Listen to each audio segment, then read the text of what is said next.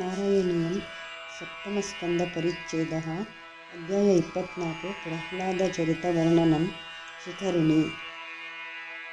ಹಿರಣ್ಯಾಕ್ಷೇ ಪೌತ್ರಿಪ್ರವರವಪುಷಾ ದೇವಭವತಾ ಹತೇ ಶೋಕಕ್ರೋಧಗ್ಲಪಿತಧೃತಿರೇತಸ್ಯ ಸಹಜಃ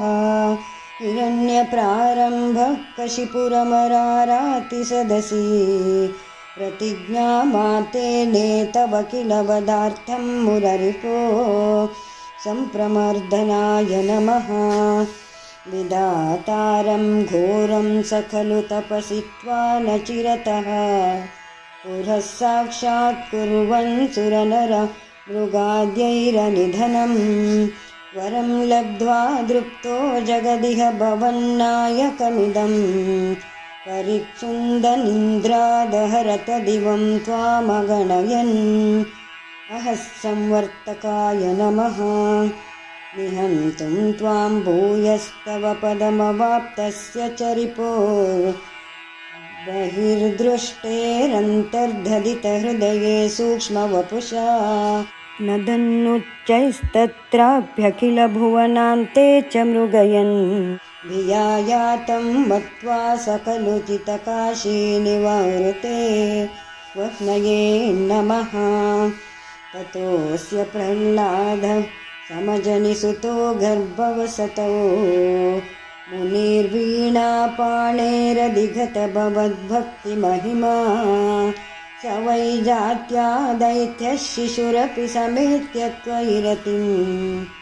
गतस्त्वद्भक्तानां वरद परमोदाहरणताम् अनिलाय नमः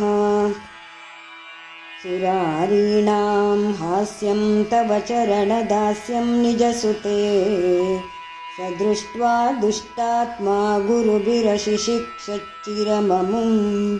गुरुप्रोक्तं चासाविदमिदमभद्राय दृढमित्यपाकुर्वन् सर्वं तव चरणभक्त्यैव ववृधे धरणीधराय नमः अधीतेषु श्रेष्ठं किमिति परिपृष्ठे ततनये भवद्भक्तिं वर्यामभिगदति पर्याकुलधृतिः गुरुभ्यो रोषित्वा सहजमतिरस्येत्यभिविदन् वधोपायानस्मिन् व्यतनुत भवत्पादशरणे सुप्रसादाय नमः सशूलैराविद्धः सुबहुमतिथो दिग्गजगणैर्महासर्पैर्दष्टोऽप्यनशनगराहारविदुतः गिरीन्द्रावक्षिप्तोऽप्यहः परमात्मन्नहि विभो त्वयि न्यस्तात्मत्वात् किमपि न निपीडामभजता प्रसन्नात्मने नमः ततः शङ्काविष्टः स पुनरतिदुष्टोऽस्य जनको गुरुक्त्या तद्गेहे किल वरुणपाशैस्तमर्णत् गुरोश्चासान्निध्ये स पुनरनुगान् दैत्यतनयान्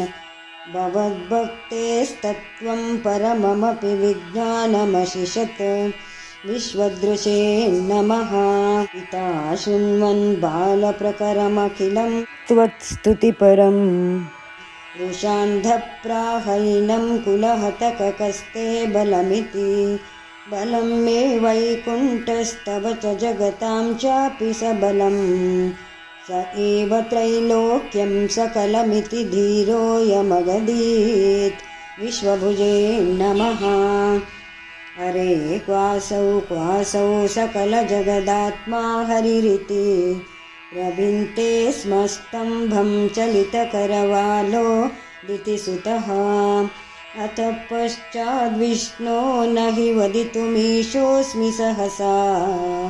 कृपात्मन् विश्वात्मन् पवनपुरवासिन् मृडयामां